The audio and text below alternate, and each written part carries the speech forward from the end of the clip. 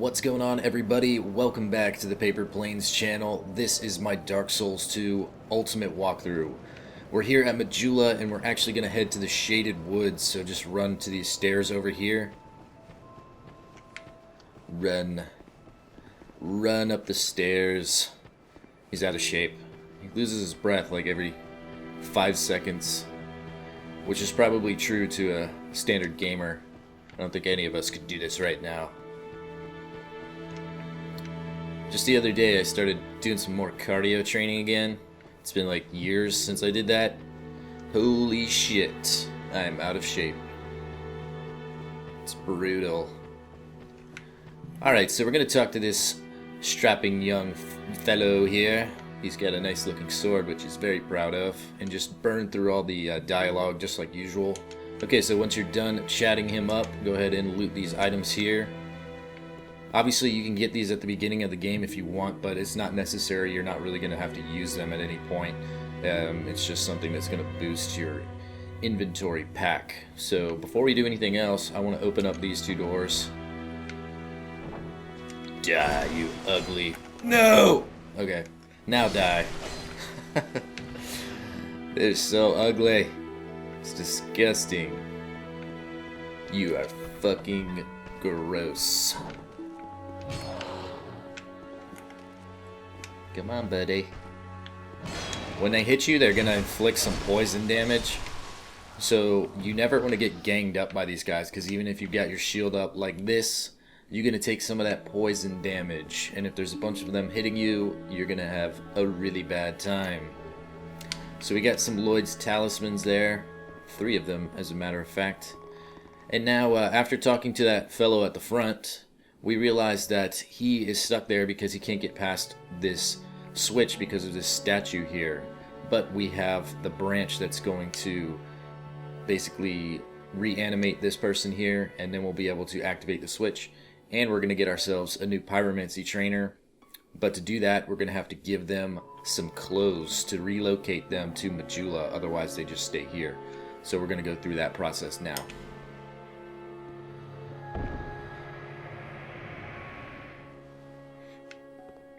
I guess she like falls back because of the force when she was getting ready to pull that lever and got turned to stone. I don't know why we need to give her clothes, because she is wearing somewhat of a pyromancy set. Okay, so after you've spoken with her, you're going to learn that her name is Rosebeth.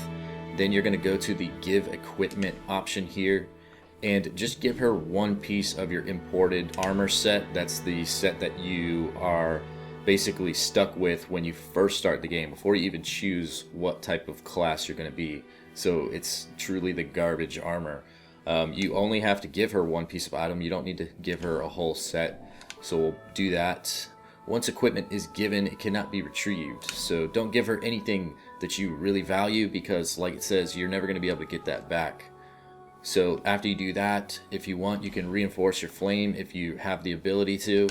You can talk to her some more, which I suggest doing, so burn through all those conversation options.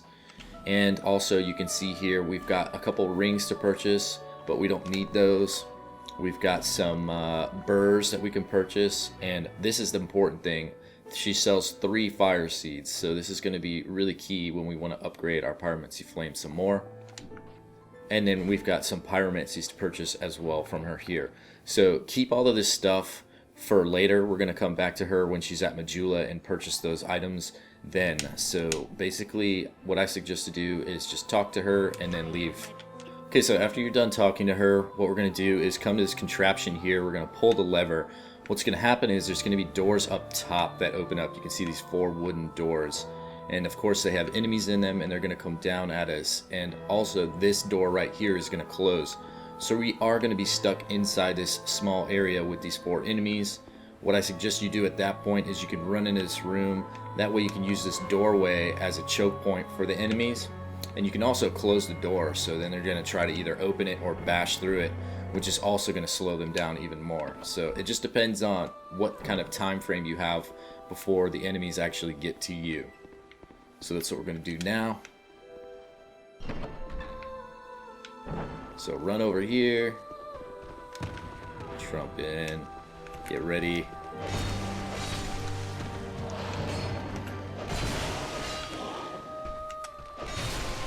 You can see they don't take a whole lot of damage to kill, so if they're grouped up and you've got a nice slashing weapon, you're going to hit a lot of them at once, and it stuns them. So all you have to do is really get 2 swings, then do a back roll, and then get another swing. And I almost forgot about this tricky bastard here.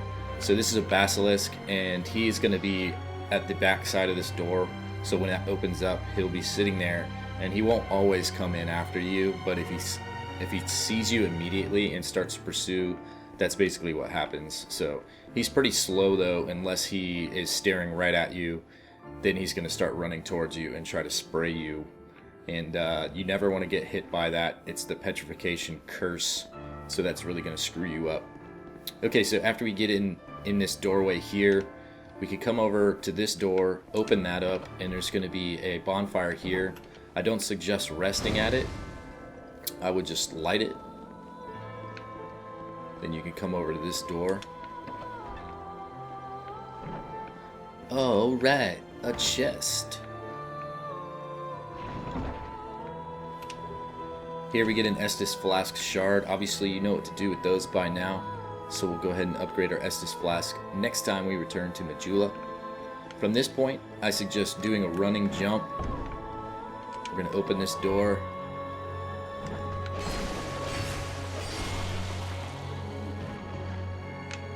He did drop something.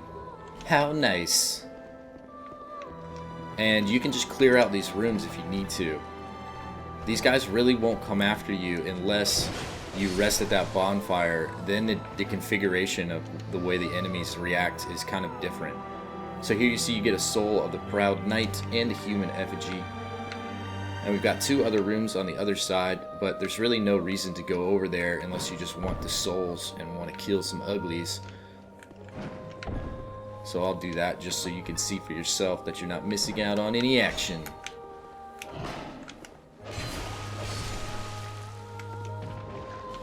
Nice. A battle axe. It's like if that guy was holding a fucking battle axe, why didn't he use it for himself? He was swinging at me with his bare fist. What a chump. Drop it, drop it, drop it, drop it. Damn it. Okay. So after we defeat those enemies, you can just drop down on the stairs again and come out into this pathway. There's nothing really dangerous out here. There's going to be a few enemies down the path, but we'll be able to deal with them rather easily. The Shaded Wood. Spooky. So this guy right here, he's got his back to us, and we'll be able to get a nice easy backstab, but he's got a buddy that's going to face up around the corner, so wait for him to come to us. Step back a little bit. You can see they do 3 or 4 swings there. Then he gets tired out. Oh, God. Horrible. Horrible. My excuse was that I didn't want to get too close to his fat, disgusting belly bulge. I love the crit animations. They're so awesome. So we get that horrible soul. Fading soul is just a joke. It's only 50 souls. So here we go. We got a couple guys here. They're going to come at us, but they've got buddies up top to the left, so we want to draw them out. So fight these guys on our own terms. This one doesn't always approach us, so you come out a little bit, come back, try to bait him. You can see his friends are throwing rocks now. Come on, you bitches.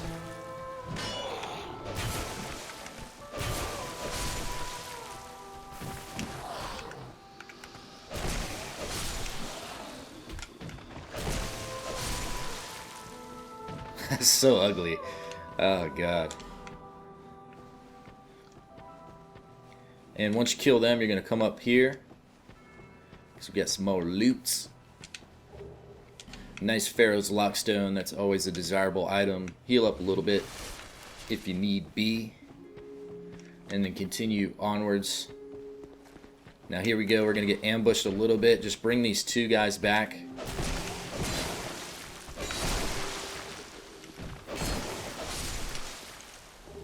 Now we'll be able to come up here and fight the rock chucker. You fat fuck. I just can't get over how disgusting those animations are. Like, who thought about that? We'll just make a decrepit body and then put this sack where its dick should be. What do you guys think about that? Genius! Alright, so, yeah, I'm not missing anything right here. Continue forward. Up the stairs here. We've got one more bonfire. We're just going to rest at this. You can rest here, so there's no reason not to. And you can hear, if you've got some good headsets on, you can hear some sounds. It's just an enemy that you're hearing, but he's outside, so don't worry about that. But you do have this... What the fudge? Okay, we should have one of our NPCs here. He's not here, so that means that we missed an opportunity to talk to somebody. And I know exactly where he's at.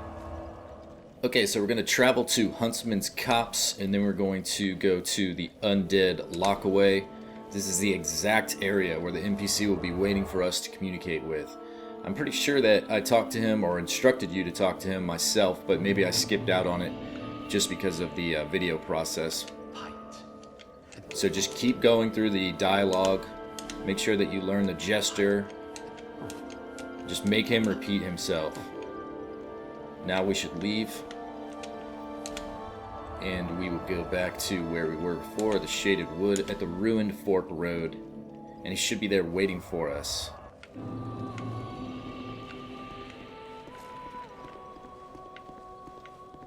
There he is. Alright. So I'm not quite sure what I didn't do previously. I hope that I instructed you guys correctly in the video. But if I didn't, now you know how to do that. So here he is, and we can continue his quest line to go through his conversation as well. Okay, so once you're done communicating with him, we're going to lead out into this foggy area. So let me go ahead and explain this place before we really get into the depth of it. Now, don't use your torch, even though it'll help you see a little bit better. You're going to want to be able to have your shield up at all times. There's some very difficult to see enemies in this forest here, and you don't want to fight them. Basically, when you kill one, two more will appear in its place. There are some really big trees in here. If you swing at them with your sword, they're going to groan, and it also attracts the enemies to that spot. So it's a good way to serve as a decoy as well. So the whole point of this area is to just keep moving. Always want to be in motion. We're going to run in, grab some loot, run out, that kind of deal. So just follow my lead with this, and you should be just fine.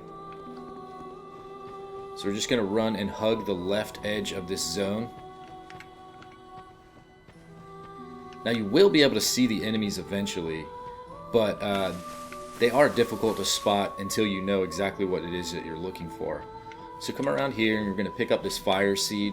Now this area right here is relatively safe, and there's actually an NPC that you're going to communicate with, and you can see him right there. He's really difficult to spot, but it's just this head actually, and they're going to have a conversation with this head. So it's really tough to know that you're supposed to interact with this unless somebody's instructing you to do so. So we're going to go through this conversation until he prompts us with a merchant menu, and then continue through that dialogue, and he's going to give you one of his armor pieces. So go ahead and do that now. Okay, so we get to his merchant menu. We're going to learn his gesture decapitates. Alright, and you can see what his wares are for sale here. Some nice stuff, mainly things that we're not going to be purchasing, but if you're a miracle caster, magic barrier is pretty effective. So you can see here, he's got the lightning urn, explodes inflicting lightning damage, so it's just a lightning grenade. It's pretty good, but we're not going to be using anything like that for a while, so just know that these are items available to you, and you can purchase them if need be, but it's kind of a waste at this point for us. So don't do that unless you really want to, and then continue conversating with him, and you get that armor piece. So there we go, we get Vengarl's helm, and now we can leave him, and you can go into your equipment there, go to your helms, and you can see you get this pretty cool looking helm here. Boom. Rawr, I'm scary. So yeah, it's a pretty nice piece of armor. It's part of the armor set that we'll eventually get to complete, and that's going to happen in a later episode, but just know that this is part of the process for achieving that complete set. So after we get that, we're going to return to the starting area. So all we do is backtrack, follow our steps. You can see that there's a corpse item there. You don't need to run after that just yet. Okay, so we're back at the entrance here. Now, if for whatever reason you get attacked and you decide to kill one of the enemies, what I suggest you do is when you come back here, tap the bonfire and reset the area, because there'll be less enemies after you reset it. It's kind of counterintuitive to what you usually are used to. Normally when you kill an enemy, you don't want to tap the bonfire because then you'll restore them. But when you kill one of these enemies out in this shaded forest here, 2 will pop up in its place. So you want to reset things so that there's less enemies to navigate through. Alright, so this time we're going to hug the right end of the area. So just stay on the right side here. Loot this really quick. Continue on. Now we just passed an enemy there. You can see he's really difficult to see. But just keep going. Now we can see this chest here. We're going to loot that. We're going to have some guys chasing us. Got the item. Now we're going to run back this way. Grab this chest here. You can hear some of those toxic pots. Backstab like a boss. That's okay. It can happen. The problem with opening the chest is you are vulnerable, and you could hit some of those trees and basically keep them confused, but it doesn't really have much of an effect as you would hope it does. So dying is totally normal. It's kind of like a suicide trip, but we'll be able to get our souls back just as easily because it doesn't take us any kind of animation to pick those things up. So we know exactly where our souls are, so we're just going to retrace our steps and go to that second chest again. So this time, if you want, you can navigate through with your shield up.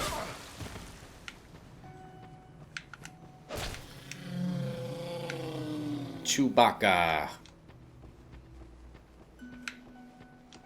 So there's our chest. Now we're going to run straight forward from that.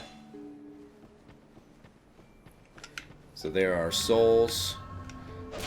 Spank the tree. See another enemy there. Basically, when you get to this chest, we're going to stay on the ledge here.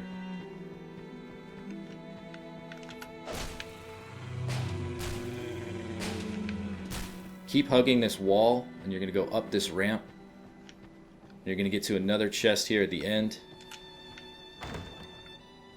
Now I skipped some very unimportant soul items. Here we get the Chloranthy Ring +1. Just drop down here. And now we're going to hug the wall. And you can slap this tree if you want.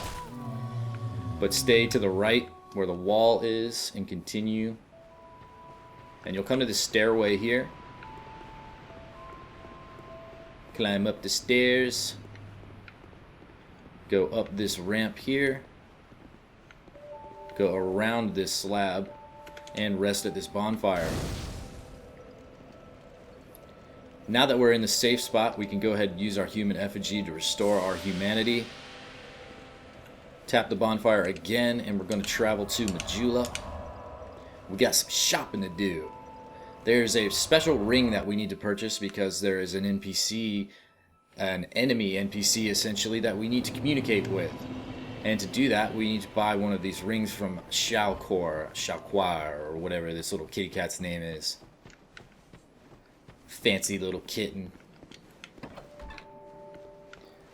So we talk to this cat. Oh, you do have a good time. And then we're going to go to buy item, go to the rings, and we're going to purchase the Ring of Whispers. The Ring of Whispers, ring worn by Roar the Explorer, which we already killed, by the way. Hear the inner voices of surrounding foes, useful for locating hidden enemies, and perhaps for a few other things as well. So we're going to go ahead and purchase that. Yes, we will. 5,800 souls, not too bad. Satisfied? Nope, I'm not, you stupid cat. Okay, so go back to our Estes Flasks.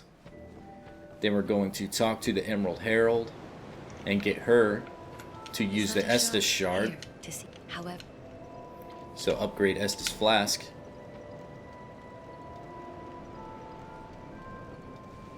And there we go. Now we have 8 Estes Flasks in total, all strengthened to +4. So that's going to be it for this episode, everybody. I hope you enjoyed it. Stay tuned for next episode where we finish the Shaded Woods. And also follow me on Twitch if you haven't already. It's twitch.tv/PaperPlanes channel. Subscribe to me here on YouTube. Leave a comment in the section below. And if you enjoyed this video, give it a big thumbs up and share with your friends. I'll see you guys next time. Peace. Hey guys, thank you so much for visiting my channel. I know there's lots of awesome content on YouTube, and it really means a lot you chose to view my videos. I hope you enjoyed them and will join me on my other social media accounts. And of course, subscribe here to become a part of the Paper Planes YouTube community.